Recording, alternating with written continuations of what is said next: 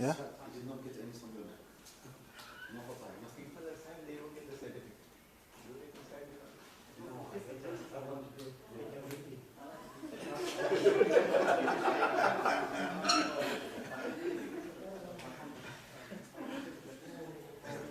Okay?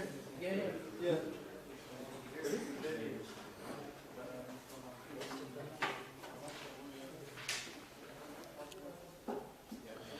بسم الله الرحمن الرحيم الحمد لله رب العالمين والصلاة والسلام على نبينا محمد وعلى آله وصحبه أجمعين أما بعد. So the author start talking about who enters under the commandments and the prohibitions, and we said that it is every mukallaf, every baligh and aqil, every person who has reached the age of puberty and everybody who has intellect or sanity.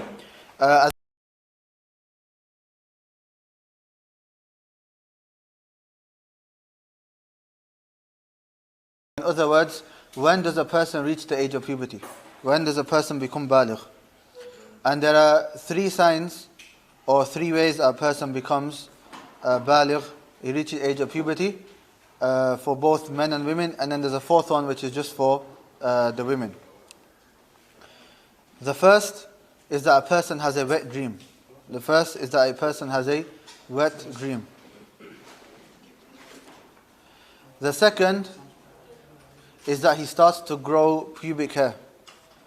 The second is that he starts to grow pubic hair. And the third is that if the first two are not found, then if he reaches the age of 15, then he is considered somebody who is baligh.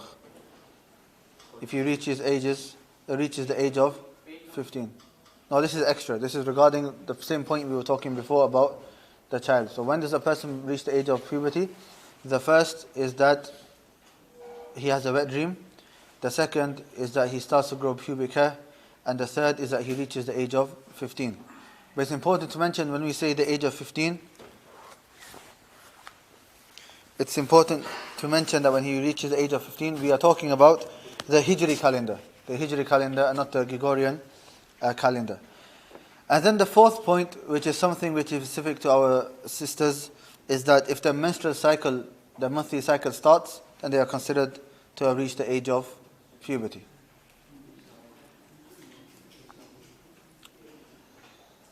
Yeah.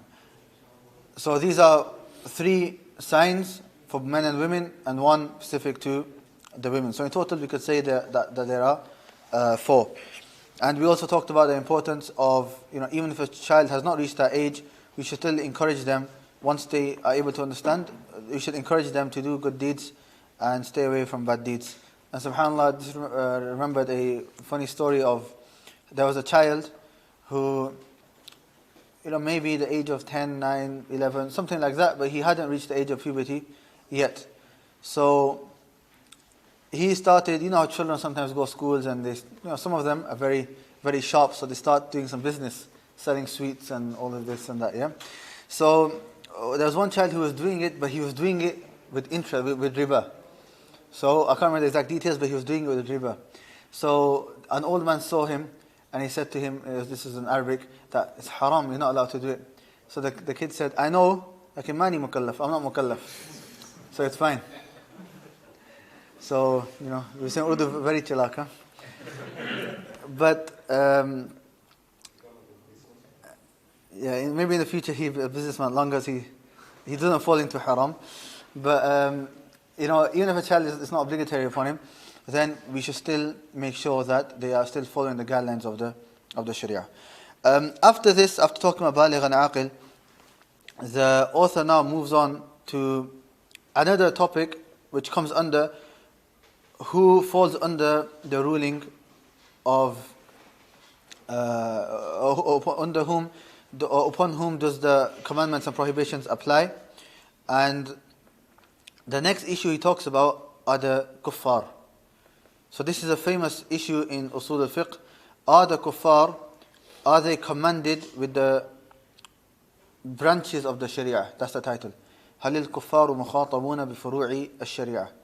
That are the kuffar commanded with the branches of the Sharia. And when we mean branches, we mean the Islamic rulings, fiqh rulings. Because We have a branch and then we have the foundations, and the foundations is Aqidah. And that without a doubt, the kuffar are commanded to believe in Islam and become Muslims. So I don't think anyone disputes in that. But apart from those that claim that whichever religion you follow, it's fine. And we talked about this in Nawaqid al-Islam. But this issue in Usool al-Fiqh is talked about, are the kuffar commanded with the furu' of the Sharia? Meaning, are they commanded to fast? Are they commanded to pray? And so on. And the correct answer, inshallah, is that yes, they are commanded to do so. They are commanded. They are commanded to fulfill all of the branches of the Sharia, which is like Salah, all the fiqh rulings. Fast, Zakah, Hajj, Salah, all of these rulings. However, if they do it whilst being a disbeliever, then it's not accepted from them. But they are still commanded.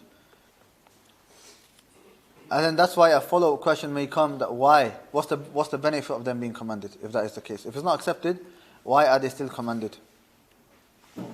Okay. So, the kuffar are commanded with the furu' of the Sharia, the branches of the Sharia, but if they do it, it is not accepted from them. Because the first condition that you study is either, for any salah to be accepted and tahara and wudu and everything, either they mention intention or they mention Islam, that he has to be a Muslim. So that condition is not there. So if that condition is not there, why are they commanded? For two reasons. The first reason, that this is a form of more punishment for them in the akhirah. More punishment for them in the akhirah. That not only did they disbelieve in Allah, but also they missed out all those things which were obligatory upon them.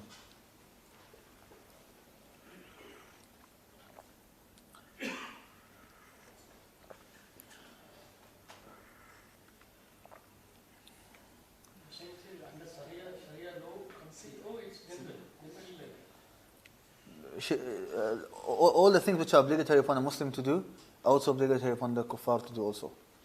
Salah, zakah, being good to your parents. Any place, you're saying? Any place. So just like it would be for a Muslim. So the first benefit is that it's a form of ziyada to extra punishment for them in the akhirah. The second is that this does sometimes affect some of the fiqh rulings. This affects some of the fiqh rulings. And I'll give you an example of one which actually somebody asked me this Ramadan, is that a lot of Muslims, this might not take place in a Muslim country, but it was an issue which happened in England, for example, that if the disbelievers are commanded to fast, okay, so that's fast on Ramadan, and a Muslim is not allowed, if he knows that somebody is going to, let's say he's got a takeaway, and in the Ramadan, is not allowed to sell food to a person during the day, because he'll eat it and he'll break his fast. Time of iftar obviously is fine, but during the day, okay? So this question came up that, okay, a lot of Muslims in UK, they have takeaways, businesses, and non-Muslims come and buy from them. Is it permissible for them to open their shops during the day? Because obviously if a kafir, he comes at 12 o'clock midday, and he buys a burger meal, for example, he's not going to say, oh, you have to wait till Maghrib. He's going to eat it straight away, okay? So that was an issue that was posed. So this issue, that fiqh issue is based on a number of things. From the things that it's based upon is this issue here. The other kuffar commanded with the furu' of the Sharia. So we say yes, so that would affect that fiqh ruling. As for the answer of that fiqh ruling, like I said, it's not fiqh lesson, so I'm not going to go into it, inshallah. And then the Sheikh now, he mentions a number of proofs that why are the kuffar commanded to follow the fiqh rulings. We'll just focus on one. If you go to page 41, he's mentioned 2 or 3, he's going to mention one, inshallah. Is that this ayah here. مَا سَلَكَكُمْ فِي سَقَرٍ. What made you, or what put you into saqar, which is the hellfire? قَالُوا لَمْ نَكُمْ مِنَ الْمُصَلِّينَ. They said, so this is the people of Jannah asking the people of hellfire, that what made you enter the hellfire? So they said, we weren't from those who prayed, nor did we used to feed the poor, and when we used to enter into vain discourse, i.e. that speech which has no benefit, with those who engaged it, and this is they call shahid, this is the part that we need to focus on, and we used to deny the day of recompense. We did not believe in Yawm al-Akhir. And if a person does not believe in Yawm al-Akhir, then he's not believed in one of the pillars of Iman, so he is a disbeliever. So, if the first issue is that they did not pray, and these are kuffar answering, so kuffar are answering that we did not pray, the ulama have extracted that shows that from the reasons that caused them to enter the hellfire is that they did not establish the furu' of the sharia, the branches of the sharia, i.e. the fiqh rulings of the sharia. So this is one proof that they use to answer this question.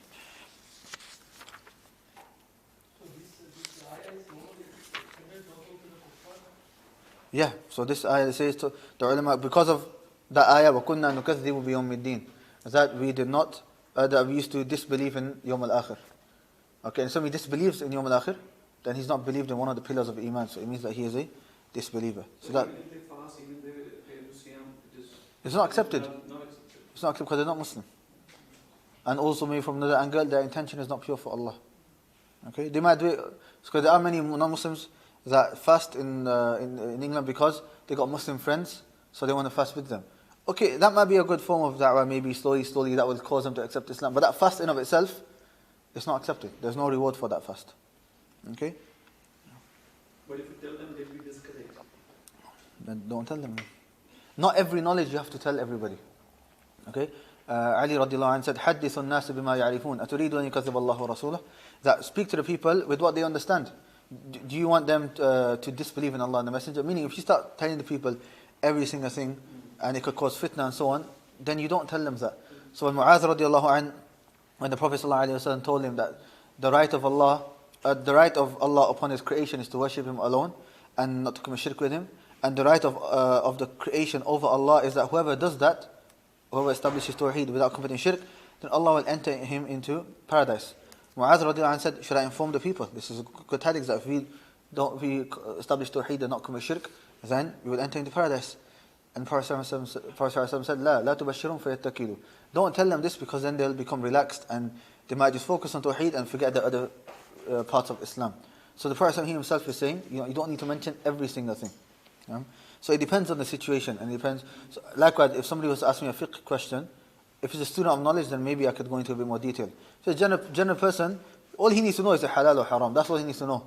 There's one time a story of there was an Egyptian man, and he went to ask one of the scholars in Saudi regarding a question regarding Rami, pelting, the shaitan, those three. And the Sheikh went into detail. He said, this opinion, the ulama have differed upon three opinions. The first opinion is this. And he was went into detail, and their proofs are this, but we can answer this proof. Halfway through the Egyptian, when the person told me, he said it in the Egyptian dialect, which is quite funny, but I'm not going to attempt that. But this Egyptian cut off the Sheikh and he said, Sheikh, just tell me, should I throw or do I not throw? Just tell me that. That's all I need to know. Yeah, I don't need to know the rest. So you speak to the people according to that level. Okay, things that prevent someone from having to carry out the ordainments laid down by the Sharia. He's going to talk about now. This is called mawani' at-taklif. Remember, from the hukum taklif wad'i, something called mani'. So mawani' with the waw is a plural. Mawani' at-taklif. Some things that prevent a person from being a mukallaf. Meaning that in certain scenarios, something may not be obligatory upon them. Okay, we're going to take their rulings, but sometimes he may have to make it up later, he may have to do a kafara, and so on. Okay, so the Shaykh mentions three. He says, such as, the first is ignorance, jahl.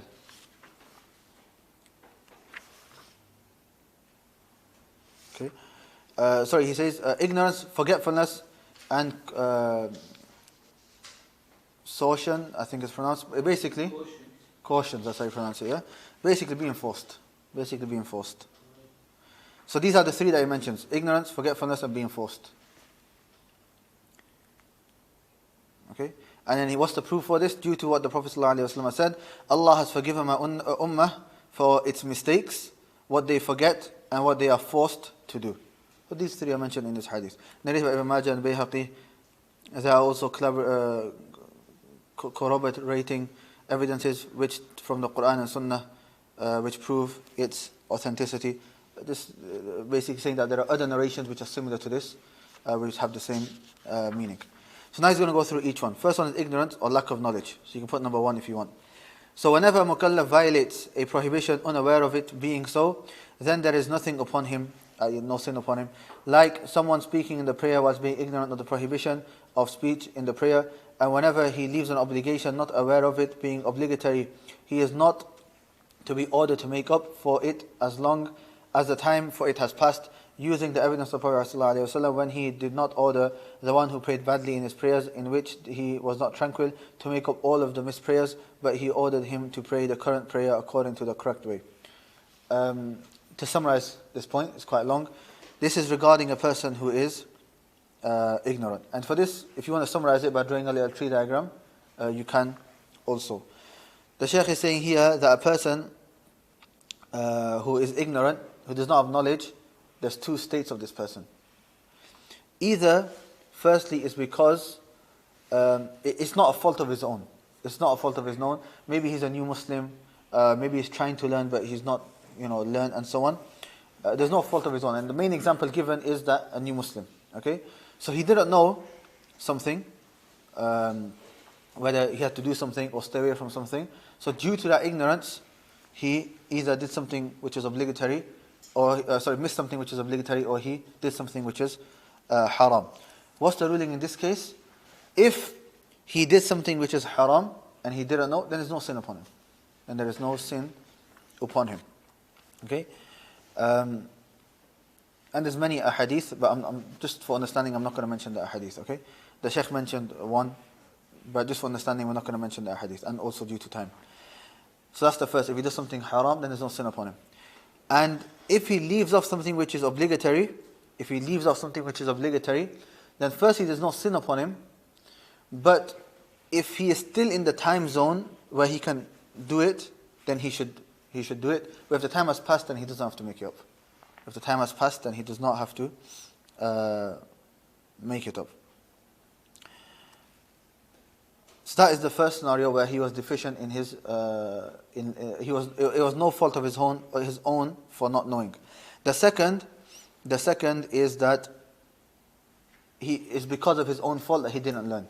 It was his own fault that he didn't learn. So something where he could have easily learned, those things which are from the basics and the obligations of the religion, but he didn't learn. And then if he did something haram or missed out on an obligation, then he will be sinful. And if you miss an obligation, then he has to make it up. And if you miss an obligation, then he has to make it up. The second mani' of taklif is forgetfulness. So the next bullet point, you can put number 2 if you want there. Forgetfulness is the absence of mind for something known. So if someone falls into doing a prohibited act out of forgetfulness, then there is no sin upon him, such as the one who eats whilst fasting due to forgetfulness. When someone forgets to fulfill a duty, then there is nothing upon him while he is still in that state of forgetfulness. However, he must do so when he remembers, due to the saying of the Prophet ﷺ, whoever forgets the prayer, then let him pray when he remembers to do so. So this is regarding a person who forgets. Similarly, a person who forgets has two states. The first is if he forgets and he does something which is haram. Then there is no sin upon him. Okay, and he doesn't have to make anything up. So for example, if he, out of forgetfulness, he eats during fasting in Ramadan, then there's no sin upon him and his fast is correct. The second is that he leaves something which is obligatory. So out of forgetfulness, he just misses salah. It completely goes out of his mind, for example. Okay, and if it's actual forgetfulness, and it's not him just, being lazy or anything like that, but actual forgetfulness, then there is no sin upon him. But when he does remember, then he has to pray. When he does remember, then he has to pray. If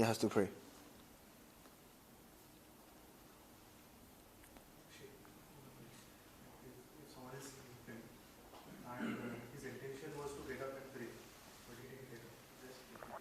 If his intention, and what is included in his intention, that he put an alarm on as well. Okay, not that I just sleep without an alarm and tawakkal ala Allah. If he puts an alarm, so he tries to wake up. Okay, then if he oversleeps, then as soon as he wakes up, he prays, and that's fine. If he's deficient, where on purpose he sleeps late, or he does not put an alarm, or something like that, and then he misses the salah, then that would not come under this. That would not come under that. And the last, next page, the third mani' is being forced, forcing a person into doing what he does not want to. So whoever is forced to do something forbidden, then there is no sin upon him, such as the one who is forced into acts of disbelief whilst his heart is at peace with faith, and also the one who is forced to not fulfill an obligation, there is no sin upon him whilst he is being forced, and that he fulfill it when he is no longer being forced.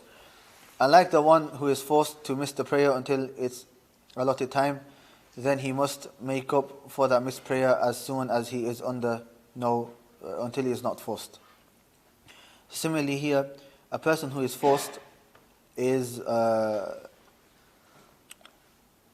has two scenarios. Either he is forced firstly to do something which is wrong. He is either forced to do something which is wrong. Okay? And this is also two types. So if you want to draw a graph for this one, it might make a lot more sense. So the first type of being forced is that he is forced to do something which is wrong. Okay? And this is either firstly doing something haram, or secondly leaving off an obligation. If he's doing something haram, then there's no sin upon him, such as if somebody tells him to say words of kufr whilst his heart is full of iman. Okay? We talked a bit about this in Nawaqid al-Islam. Okay? If that is the case, then there's no sin upon him, like Ammar radiallahu anh. The second is leaving off something which is wajib. So if he's forced to leave off something which is wajib, whilst he is being forced, then there's no sin upon him. But afterwards, when he is able to, then he should make it up. And the second scenario, so the first was being forced with something which is wrong, and there was two underneath that. The second is him being forced to do something which is good, or what is correct. And this you might be confused at, how is somebody forced to do that? But this is more used in court. So for example, you owe somebody money, and then the court forcefully, and you have not enough money, the court forces you to give that money, that's fine. That type of force is fine. The Islamic court rules that you have, forcefully they take your money to give it, because you have enough money to pay off that loan, and you just don't want to because you want to cause harm to this person or whatever.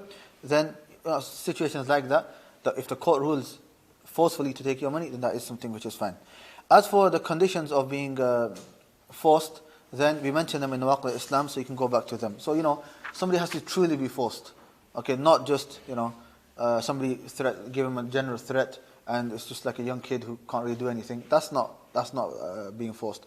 It has to be a true real force.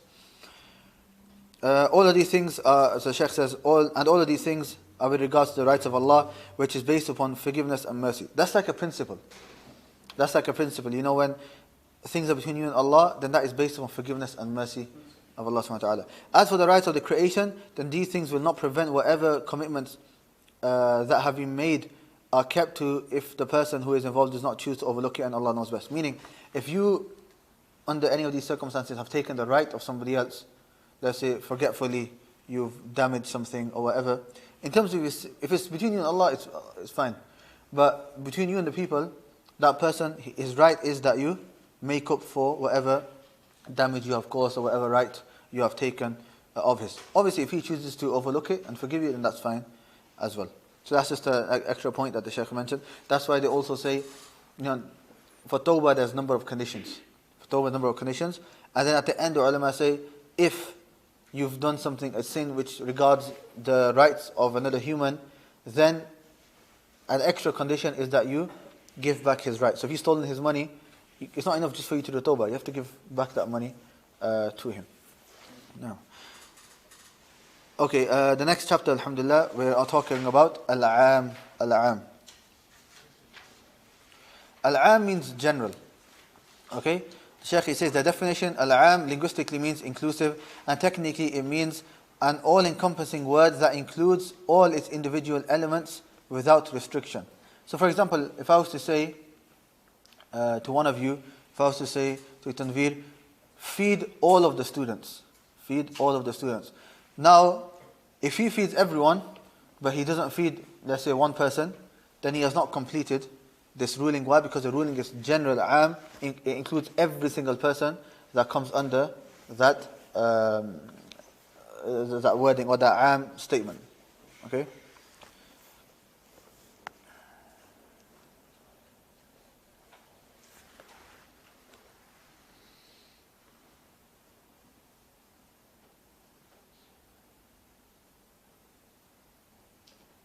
Okay.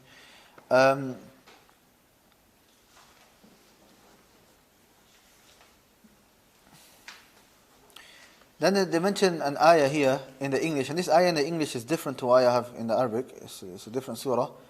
The ayah here is بَلِ الَّذِينَ كَفَرُوا يُكَذِّبُونَ, and they translated it as the righteous are in bliss. So what you realize is that the Arabic is incorrect. The Arabic is incorrect, and the reference is incorrect. The actual ayah should be إِنَّ الْأَبْرَارَ لَفِي نَعِيمٍ, which is Surah Infitar, ayah number 13. But they've put a different surah and ayah number 22. So that's a mistake. So the Arabic is incorrect, but the English is correct. But the Arabic is إِنَّ الْأَبْرَارَ لَفِي نَعِيمٍ. Okay? And subhanAllah, this is another issue with sticking to English books. Huh? Obviously, if you read this, I don't think any of you would have clicked on that. It was incorrect. Anyways, إِنَّ الْأَبْرَارَ لَفِي نَعِيمٍ, the righteous are in bliss. Al-Abrar, the righteous people, are in bliss, meaning they will be rewarded with Jannah and so on. Okay? Now this ruling is what? It's general, all of the righteous. So it includes all of the righteous. So this is general. And we don't specify unless there's a separate dalil. And khas, which is specific, is the next chapter. We will talk about that later. So then the Sheikh, he says, so what is included from our words includes all its individual elements. It's whatever includes only a single element, such as a specific noun or an indefinite article in the context of an affirmation, such as the saying of the Most High, فَتَحْرِيرُ رَقَبَةٍ. This definition is basically talking about another issue which is similar to am, but it is similar to am, but it's called Mudlock. It's called Mudlock. And am, we normally translate it to general, and Mudlock is normally translated to unrestricted. Unrestricted. Okay? And now I really want, because Mudlock is a separate chapter that's going to come. So we have am, khas, and we have Mudlock and Muqayyad. But right now I think it's important that I mention to you the difference between Mudlock and am now, inshallah, just so that you understand the differences between them now, bi'idhnillah.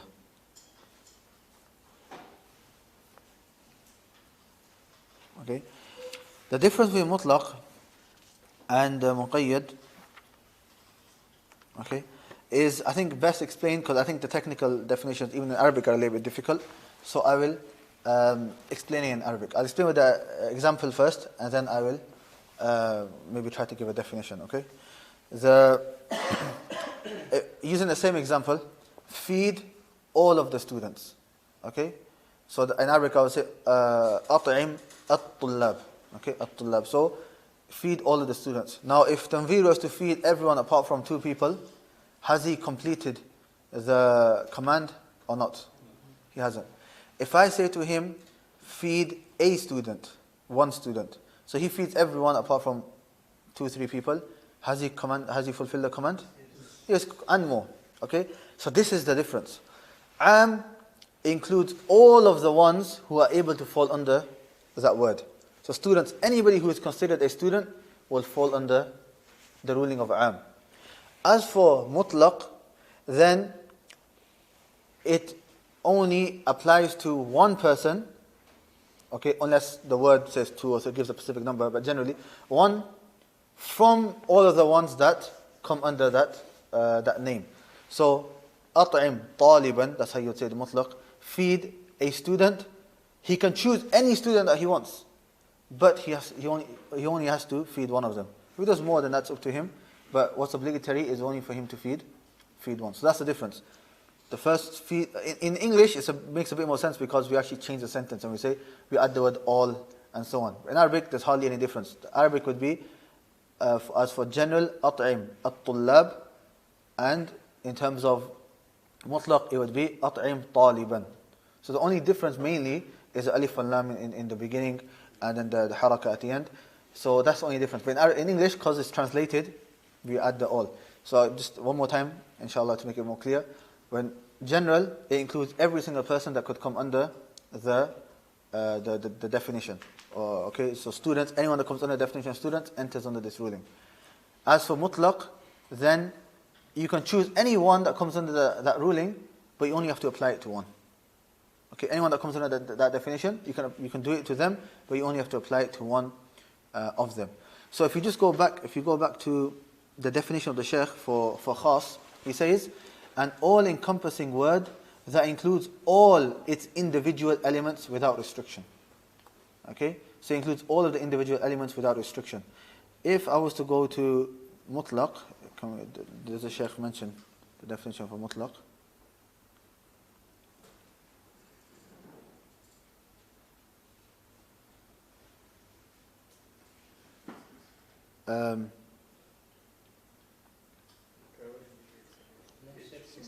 Page 61, he says, whatever indicates a reality without restriction. Okay, it's not that clear, but that's why I didn't really want to use the definition.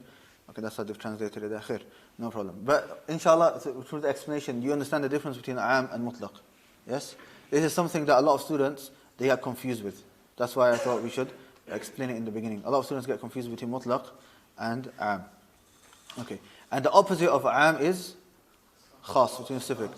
And the opposite of Mutlaq is Muqayyad, which means restricted. Okay? And we'll talk about it, inshallah. Okay. So then the Shaykh carries on the next page. So we're on page 45. The forms of general, the different siyagh of umum, the different siyagh, the different ways. How do you know if something is am or if it is not? Okay. Number one, what shows generality in itself, such as the word kullu. Kullu means all. Okay? Or jamir, and that also means all. Or kafa. All of these words that the Shaykh is mentioning, these are all words that show in Arabic language, it basically, can translate to the word all. Okay? So we would say, for example, the ayah he mentions, Inna kulla shay'in khalaqanahu biqadar. Indeed, kulla shay', if you literally translate it meaning all of the things, but it's basically the word everything in English. So everything we have created with due proportion and measure. Is there any exception to this? Is there anything which does not come? No. Why? Because the ruling here is am, it is general. And what's your proof? If somebody says to you, what's your proof that this ayah is general and includes everything? What would the answer be? The word kullu. Because that is from the forms of umum. So what is the proof? What is your proof that this ayah is am, is general? Because it's used one of the siyagh, one of the forms of umum, which is kullu. Okay. Number two, nouns of condition, like saying the Most High, Man amila salihan falinafsih. These are basically those isms in the Arabic language that give a sentence. It makes a sentence a conditional sentence. So this ayah is, whoever does a righteous deed, then it is for him. So you can see the sentence now becomes conditional. Whoever does this, his reward is this. Right? So that's what we mean by conditional. So whoever does a righteous deed, then it is for himself. So that ruling, it is for himself. Okay? Is that for every person that does a righteous deed, or is it for some of the people that do righteous deeds? Every. And what's your proof that this is general? Because it's used a noun of condition, which is the word man. Okay? Meaning, if you don't know Arabic, you won't know what the asma' al-shart are, but just know that it's a noun that's used to make the sentence a conditional sentence. So words like whoever, whatsoever, whatever, like conditions like that. A sentence like this. So whoever does this, another one, the next ayah, فَأَيْنَمَا تُوَلُّوا فَثَمَّ وَجْهُ اللَّهِ. Wherever, like that as well. Okay, the third one, interrogative nouns. This is basically those nouns that make a sentence into a question. It makes it into a question. So Allah subhanahu wa ta'ala, He says, قُلْ أَرَأَيْتُمْ إِنْ أَصْبَحَ مَاؤُكُمْ غَوْرًا فَمَنْ يَأْتِيكُمْ بِمَاءٍ مَعِينٍ. Who is it that will bring forth gushing water? So that's general. It's a general question for every single person. That who can do this? General. Okay? And so is this, if somebody asks you, is this question specific to a specific people or is it general? You say it is it is general. I think another more clearer example will be the next ayah. وَيَوْمَ يُنَادِيهِمْ فَيَقُولُ مَاذَا أَجَبْتُمُ الْمُرْسَلِينَ. So ماذا, what? So what makes a sentence into a question. ماذا أَجَبْتُمُ الْمُرْسَلِينَ. What did you answer the messenger? So this is a question. What? Anything. What word? What any word, sound? What was your answer to the messenger? So it's a general. So what? Not general questions are the answers are general. Number 4 are relative nouns, and these are known as asma'ul mawsula. These are basically words, like alladhi, the one who did this or that. Okay, or alladhina, those who. That's what this is referring to. Okay, maybe you could say connectives because they kind of connect sentences. I saw the one who did this and that. Okay, so وَالَّذِي جَاءَ بِصِدْقِ وَصَدَّقَ بِهِ أُولَٰئِكَ هُمُ الْمُتَّقُونَ.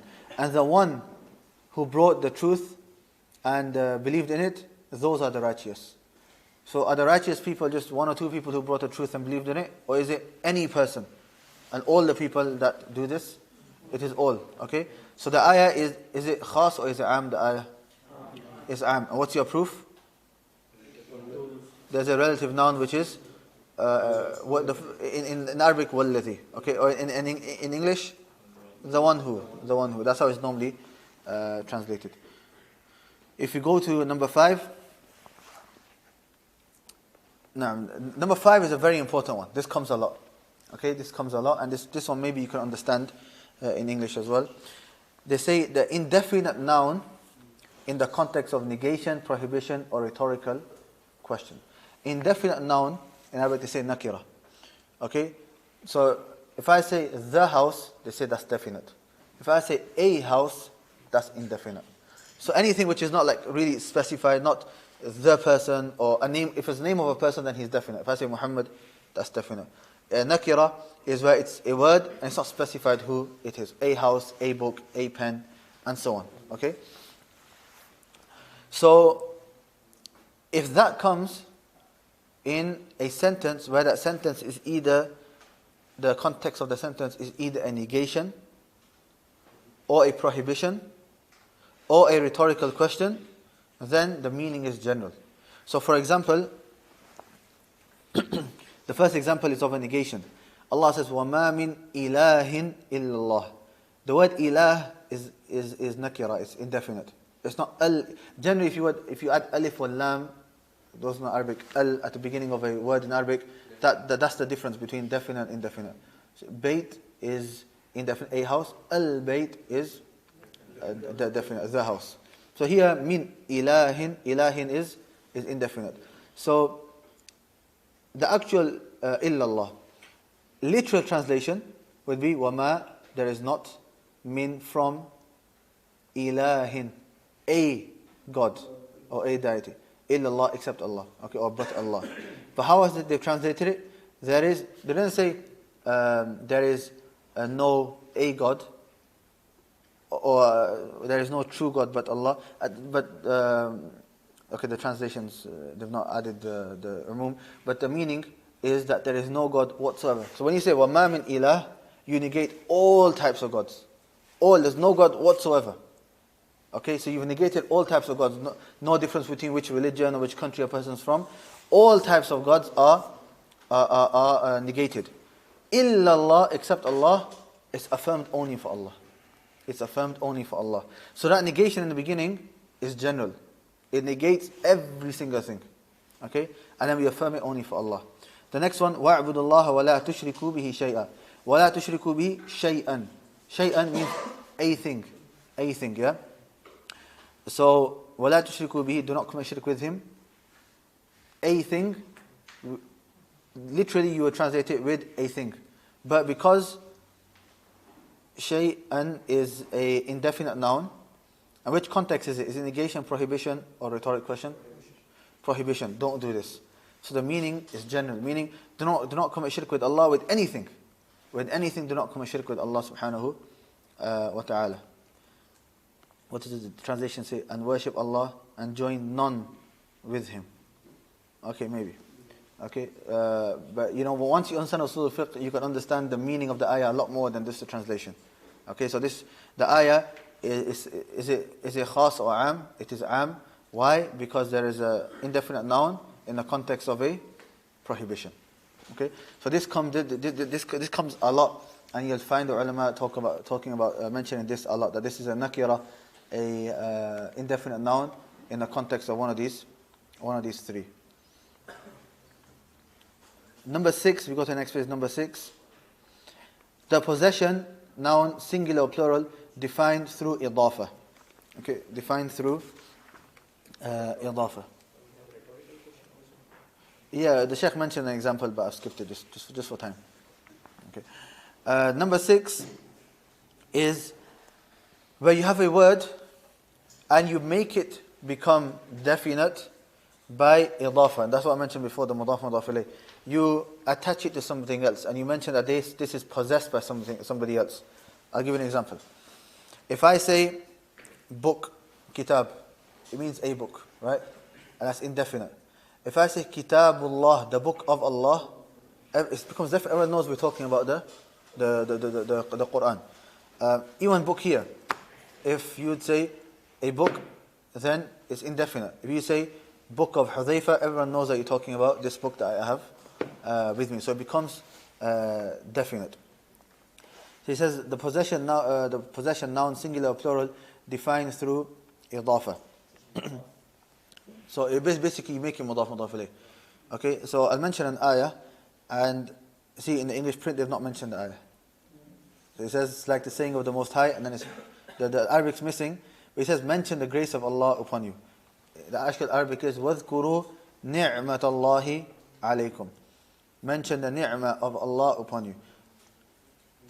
Then we translate it as the ni'mah of Allah, but the meaning is mention all of the ni'mah. Okay, don't mention, there's not a specific one, or it's not just mention one. Okay, mention it once in your life and that's it. No, all of the ni'mah of Allah, mention them and thank Allah subhanahu wa ta'ala for all of them. The 7th, the defined noun, singular or plural, by way of definite article. So this is the al that I was talking about. When you add al, alif wal lam, in the beginning of a noun, singular or plural, then one of the benefits of that is that it can show that it is general. So if you look at this ayah, وَخُلِقَ الْإِنسَانُ ضَعِيفًا. Al-insan, how would you translate it normally? You put alif wal lam. Zaman. Yeah, maybe something like that. But وَخُلِقَ الْإِنسَانُ ضَعِيفًا, man was created weak. Is that talking about one person? No. What's it talking about? All of mankind. Yes, mankind. So is insan, is it am or is it khas? Am. What's your proof? Alif wal lam has been added. See, subhanAllah, this again shows the importance of learning Arabic. Okay, if you just read the English, you wouldn't understand. Okay, you wouldn't understand that. But in Arabic, you can see it and you can understand it a lot more.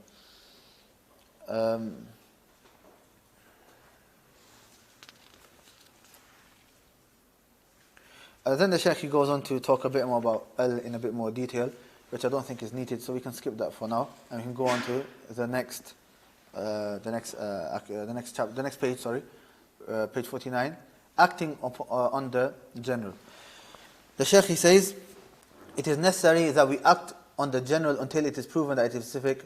This is because the text of the Quran and Sunnah require we act on what they signify until evidence to the contrary becomes apparent. So, if we have a ruling which is general, for example, if I said to Tanveer that feed all of the students, I don't know, I'm picking a name, but he's just closest to me, I just know his name, that's why.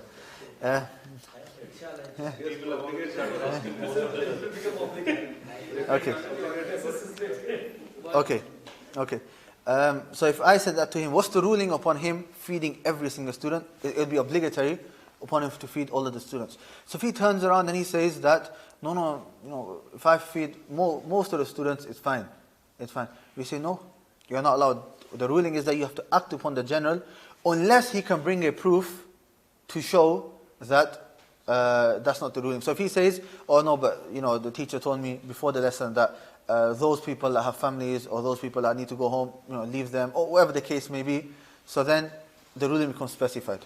Okay? So you have to act upon the the general ruling until there's a proof to show that you don't have to act upon it. So then the Sheikh, he says, so when we find something general that has come about due to a special reason, then we must act upon the general text, because what counts is the generality of the wording and not the specifics of the reason that the text was revealed. This is a very important principle what the Shaykh has said. In Arabic it is al-ibrah bi'umum al-lafz la bi khusus al-sabab. Al-ibratu وتاء مربوطة بعموم اللفظ لا بخصوص السبب, which means what counts is the generality of the wording and not the specifics of the reason. So that's an important principle in Usool al-Fiqh. What that basically means now is that if in the time of the Prophet ﷺ, a Sahabi came, he did something, and then the Prophet ﷺ said something to him, okay, and he gave him a ruling. Now the person is speaking directly to him.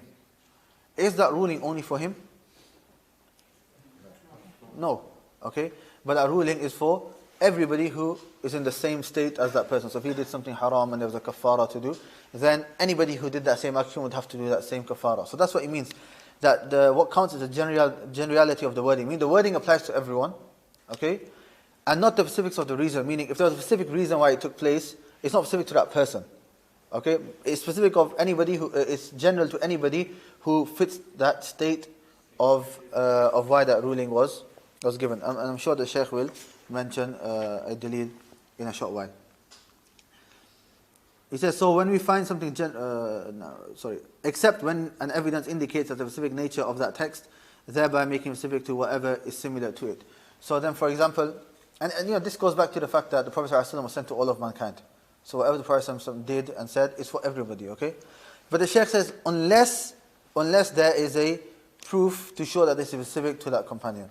Okay? So just like there are things which are specific to the Prophet ﷺ, sometimes the Prophet would do certain stuff, and the asl is that whatever the Prophet ﷺ does, it is for everybody. But for example, the Prophet having more than 4 wives, okay? The asl would be that is for the whole ummah. However, because we know the Prophet has clarified and so on that this is specific to him, then that is something specific to him, and then it's not general in that case. So if there is a proof to show that it's specific to a certain person and so on, then in that case it will be specific, otherwise it remains general. He says, an example of when no evidence makes a general text specific is a saying of the Most High regarding zihar, when a man pronounces that his wife is like the back of his mother to him, intending by it to divorce her. But this is, zihar is not something I think we'll be familiar with. But you know, back in the day, the Arabs, one of the ways that they would give talaq is that they would say that you are like the back of my mother. You are. That's something that they would say, and that is, you know, something which has been prohibited. You're not allowed to say that, and there's particular rulings and a kafara and so on for that. And if you want to give talaq, then you just say that I give you talaq. That's how you would say it. You're not allowed to say it like this. So, anyways. The Sheikh, he says, the reason of revelation was the companion Aus ibn Samit who said this to his wife, but the ruling is general for him and other than him. So it was one person who said it, and the ruling came down for him. But does that ruling extend to the rest of the Muslims? Yes. It does. So the ruling is for everybody. Okay, we'll just quickly, we've got one paragraph left, we'll finish off the paragraph, inshallah. And an example of when an evidence makes something specific is the saying of the Prophet ﷺ, it is not from righteousness to fast while traveling. The reason behind that was when the Prophet ﷺ was on a journey, whereupon he saw a crowd and a man being shaded by them and said, basically, you know, he was fainting and so on because he was fasting while he was traveling. He said, what is this? They said, he is fasting. He said, it is not from the righteousness to fast while traveling. This generality is specific to those who resemble the condition of that man. So the first statement was general. It is not from righteousness to fast whilst traveling. Okay? But, you know, this is a you know, fiqh issue that mostly mentioned just for Ramadan and so on. If a person wants to fast, it's permissible, and it's easy for him, it's permissible for him to fast. But then, so somebody turns around and says, the Prophet said, it is not from righteousness to fast whilst traveling. And that's general. That's general, okay? We would say, yes, but we have a proof that it doesn't apply to every single person. That's because the story of the hadith was a man who was basically fainting. He was on the floor, people had to shade him. Because whilst fasting, whilst traveling, you don't have to fast. You have a choice to fast or not to. And this person chose to fast, but it physically was harming him. So, if anybody is traveling and it physically harms them, then it's not allowed for them to fast. If it doesn't and it's okay, then they have a choice. If they want to, they can, and if they don't want to, then it's fine. So, this wording of the Prophet ﷺ, it's been specified. Why? Because we have a proof for it, which is the story of the hadith. This proof indicating it is specific to the Prophet ﷺ himself, is that the Prophet ﷺ himself used to fast whilst on a journey when it was not difficult for him, and the Prophet ﷺ did not do that which is not righteous. Okay, and what shows that you are allowed to fast is the Prophet ﷺ, he used to do it himself. We'll stop here inshallah, and the next chapter is Al-Khas. We'll carry on after Salah inshallah. Subhanakallah wa bihamdika, la ilaha illa anta, astaghfiruka wa atubu ilayk.